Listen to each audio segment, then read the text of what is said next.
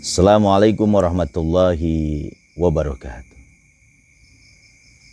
Alhamdulillah, segala puji milik Allah Subhanahu wa Ta'ala yang telah memberikan daya dan kekuatan yang datang dari Yang Maha Kuasa, yaitu Allah Subhanahu wa Ta'ala yang disebut Ismuzat, di mana kita diberikan umur panjang, diberikan rezeki dan diberikan kemudahan. Itu semua adalah karunia dari Allah Subhanahu wa Ta'ala. Kita bersyukur kepada Allah Subhanahu wa Ta'ala. Amin ya rabbal alamin. Ketemu lagi dengan Jakatorik 165. Pada kesempatan ini Jakatorik 165 akan mengupas sejarah atau cerita orang yang soleh.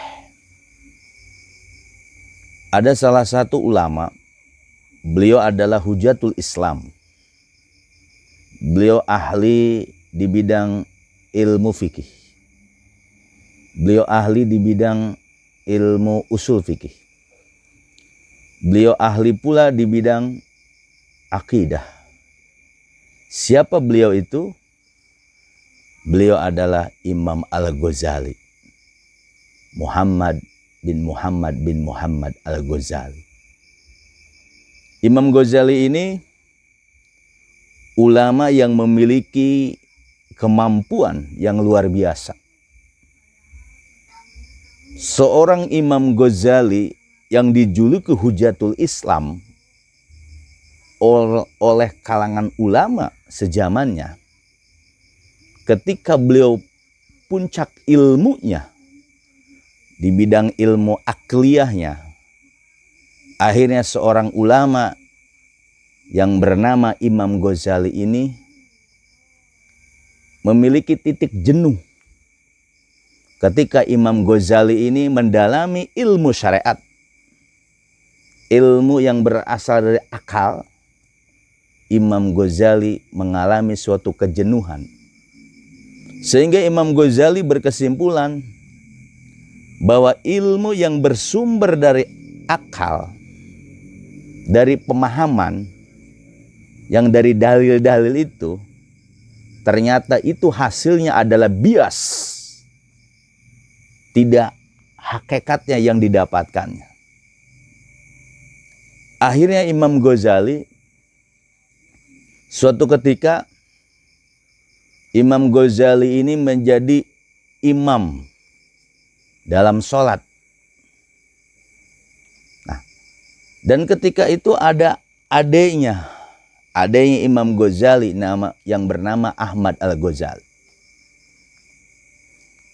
Ketika Imam Ghazali menjadi imam, adiknya Ahmad Ghazali ini menjadi makmum dalam salah satu sholat. Katakan dalam riwayat tersebut sholat subuh. Ketika Imam Ghazali menjadi imam dan adanya menjadi makmum, ketika Imam Ghazali sudah melaksanakan sholat, di tengah-tengahnya sholat, ternyata adanya Ahmad Al-Ghazali itu dibukakan pintu mukasyafahnya. Ketika terbuka pintu mukasyafah yang dilakukan oleh adenya Ahmad Al-Ghazali, ternyata di situ terlihat bahwa Imam Ghazali dalam sholatnya memikirkan sesuatu yang selain Allah. Ketika Imam Ghazali menjadi imam sholat, di tengah-tengah dia menjadi imam sholat, sedangkan adanya Ahmad Ghazali menjadi makmum di belakang Imam Al-Ghazali.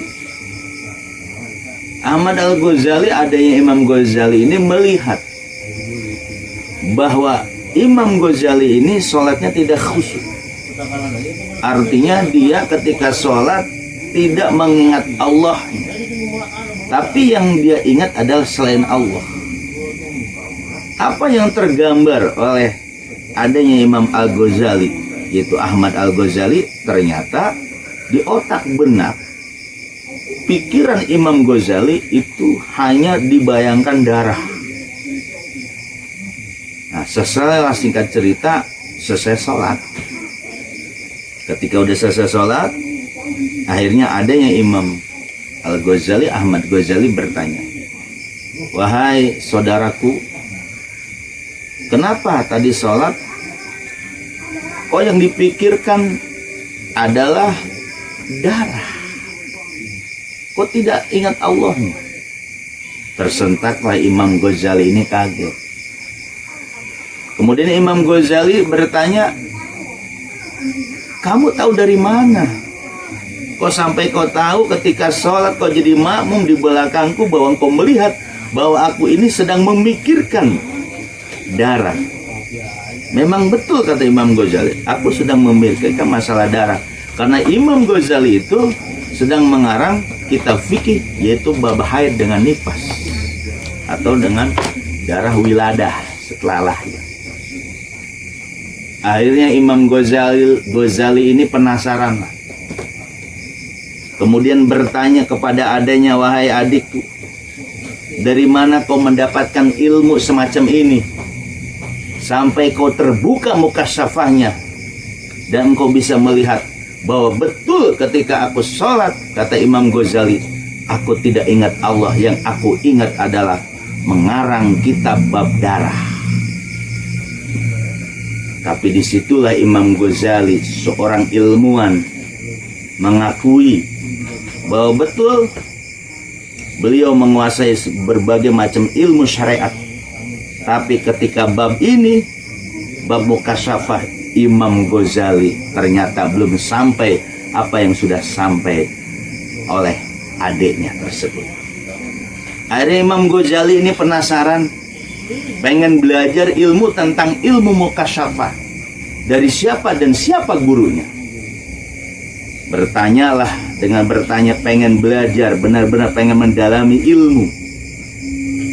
Akhirnya Imam Ghazali ini bertanya kepada adanya, dan adanya mengatakan, "Kalau kakakku atau Imam Ghazali pengen belajar tentang ilmu bab mukasyafah, ilmu mukasyafah, ilmu nyata, ilmu jelas, maka engkau wahai kakakku, kau cari seorang guru." Kata Imam Ghazali, "Di mana itu gurunya?" Ahmad Al-Ghazali, adanya Imam Ghazali menjawab, "Gurunya adalah tukang sol yang ada di pojokan pasar." "Oh, kalau begitu apakah aku bisa menjadi muridnya?"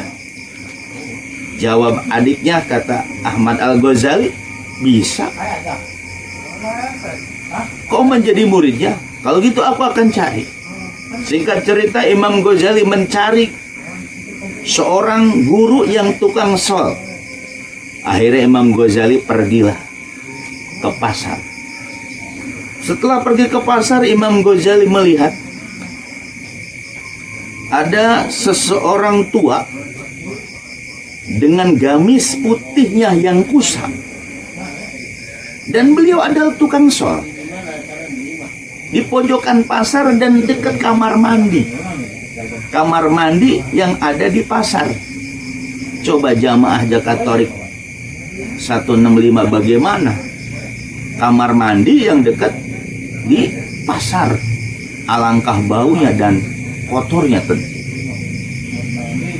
Karena Imam Ghazali itu memiliki semangat untuk pengen belajar yang disebut ilmu mukasyafah kepada suatu guru rohani yang disebut guru mursyid. Maka Imam Ghazali pun bergegas menghampiri seorang orang tua tadi yang tukang sol yang ada di pojokan pasar dekat kamar mandi pasar. Akhirnya Imam Ghazali ketemulah dan berhadapan, bermuajahah. Disitulah Imam Ghazali dengan cara adabnya, dengan secara halusnya mengatakan, "Wahai tuan guru, wahai syekh, bolehkah aku belajar dengan kau, menjadi muridmu?" Tersentak tukang sol tadi, orang tua tadi, Dia terdiam dan dia melihat wajah Imam Ghazali, dan dia tahu bahwa Imam Ghazali adalah ulama hujatul Islam dan ulama terkenal di zamannya. Maka jawaban si kakek tadi, tukang sol tadi, berbalik bertanya, bukankah engkau seorang ulama terkenal, masyhur di kalangan ulama-ulama? Kau disebut hujatul Islam. Kenapa Anda mau belajar dengan kami, dengan aku, seorang hanya tukang sol? Yang kau lihat aku ini tukang sol, tidak punya ilmu apa-apa. Karena Imam Ghazali ini gigih, pengen belajar tentang ilmu mukasyafah kepada seorang tukang sol tadi. Karena Imam Ghazali pun, beliau beberapa banyak mengarang kitab-kitab, karangan-karangan Imam Ghazali. Tapi Imam Ghazali ketika mengarang buku atau kitab-kitabnya, itu tidak menemukan tentang bab mukasyafah tersebut. Akhirnya Imam Ghazali tetap gigih, pengen menjadi muridnya, pengen belajar tentang ilmu mukasyafah yang telah diberikan oleh Allah Subhanahu wa Ta'ala kepada si kakek tadi. Karena kata si kakek tadi, kamu tahu dari mana bahwa aku memiliki ilmu mukasyafah? Kata Imam Ghazali, ketika aku sholat berjamaah dengan adekku, yaitu Ahmad Ghazali. Ahmad Ghazali tadi melihat bisa mukasyafah bahwa di pikiran diriku ada memikirkan tentang darah. Makanya aku belajar bahwa ada seorang guru tukang sol yang ada di pojokan pasar dekat kamar mandi pasar. Akhirnya aku pengen belajar kepada engkau, wahai guru. Wah, ternyata tukang sol ini tambah kaget lagi. Kenapa kau seorang ulama besar aku disebut guru? Tidak, aku tetap pengen belajar kepada engkau, wahai guru. Berkali-kali Imam Ghazali menawarkan, aku pengen jadi murid engkau, wahai guru. Akhirnya tukang sol tadi menerima Imam Ghazali jadi muridnya.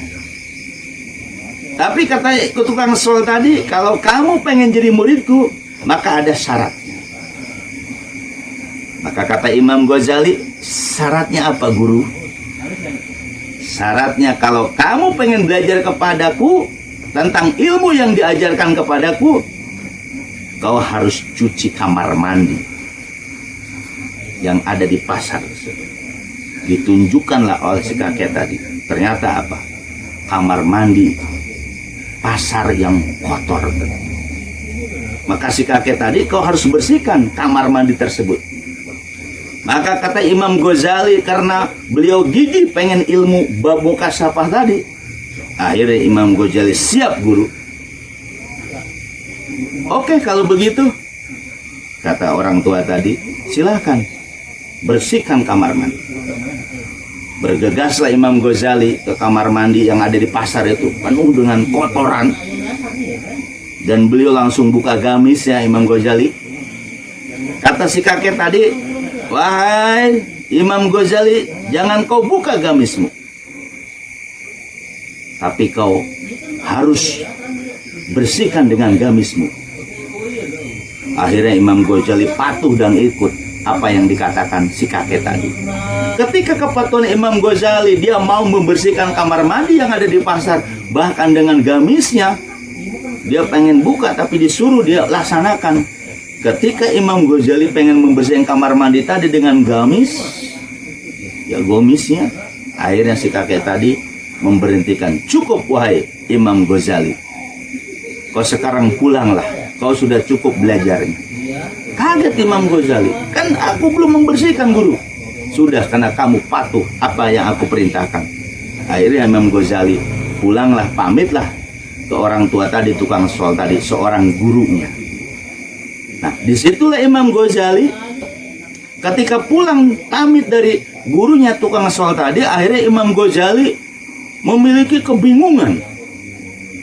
Jadi ilmu-ilmu yang dikarang oleh Imam Ghazali, ilmu fikihnya, ilmu usul fikihnya, ilmu usuluddinnya dan lain-lainnya, Itu ternyata menjadi bingung Imam Ghazali. Jadi ilmu yang dikarang Imam Ghazali ternyata tidak membuat tentram hatinya, tidak membuat tentram jiwanya, tidak membuat tentram ruhnya. Bahkan Imam Ghazali tidak tahu hakikat dirinya.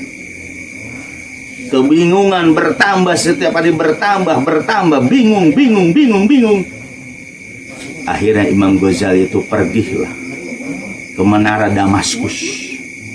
Disitulah beliau naik ke Menara Damaskus. Disitu khalwat beliau, menyendiri, merenung untuk mendapatkan ilmu yang hakikat tersebut. Akhirnya Imam Ghazali 40 hari 40 malam ada di Menara Damaskus, khalwat, bertafakur, merenungkan siapa sih hakikat dirinya. Disitulah Imam Ghazali oleh Allah diberikan karunia melalui gurunya tukang sol tadi. Ternyata tukang sol tadi adalah guru rohani yang disebut Syekh Mursyid. Jadi seseorang ketika dia sudah menguasai ilmu syariat, tidak ketemu guru mursyid, maka tidak akan sempurna ilmu orang tersebut.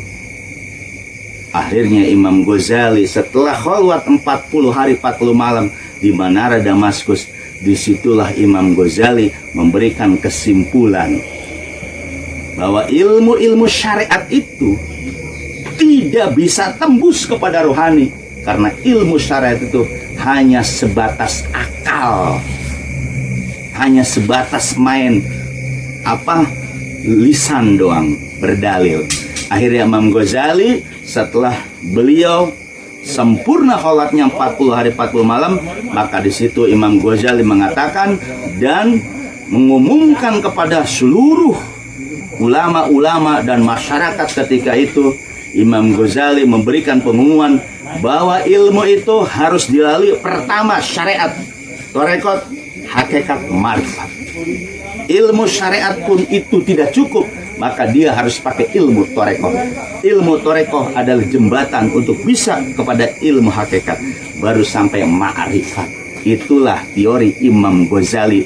Akhirnya Imam Ghazali tersebut ketika ilmu-ilmu syariat yang beliau karang itu ketidakpuasannya, ternyata Imam Ghazali tembuslah kepada ruhaninya, tembuslah kepada hakikat dirinya. Ketika Imam Ghazali belajar ke tukang sol, ternyata tukang sol itu hanya menyamar. Ternyata tukang sol ini adalah orang yang sudah sampai ma'rifatullah. Jadi disitulah Imam Ghazali, ternyata ilmu syariat itu bias semua, bahkan semu, dan tidak menentangkan diri dan tidak menenangkan akalnya.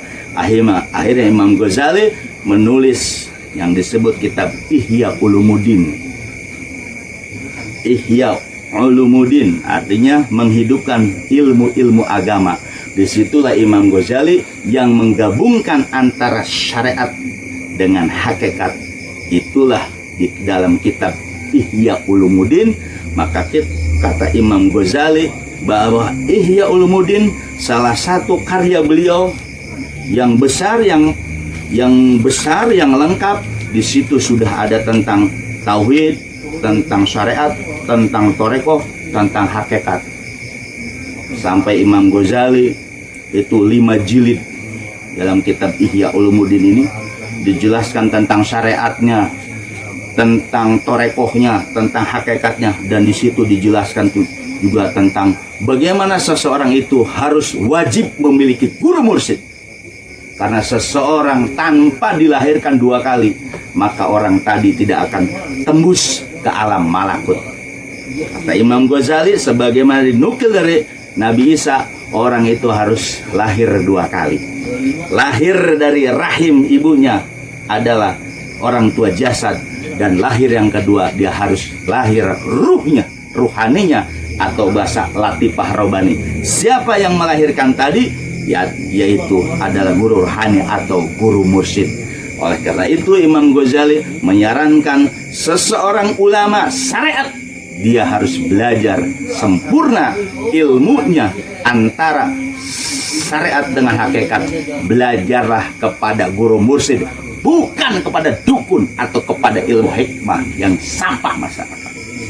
Mudah-mudahan Disinilah manusia kadang ketipu dengan keinginan-keinginan dunia dan pangkat dan jabatan. Akhirnya banyak manusia yang dikibuli oleh jin, banyak manusia yang dikibuli oleh hodam-hodam. Karena hodam-hodam itu banyak membisikkan kepada manusia pangkat-pangkat, akhirnya banyak buhur, banyak menyan dan macam-macamnya. Akhirnya disitulah hodam-hodam itu bermain. Banyak ulama yang terkena dengan ilmu hodam. Oleh karena itu, ulama tersebut harus bersihin ruhnya ataupun jiwanya kepada guru mursyid, baru dia sempurna. Mudah-mudahan dari cerita Imam Ghazali mencari hakikat ilmu, mencari hakikat jati diri, disinilah bahwa manusia itu harus bertahap syariat, tarekat, hakikat, marifat. Tanpa itu manusia hanya sebatas ilmu akal dan itu semua.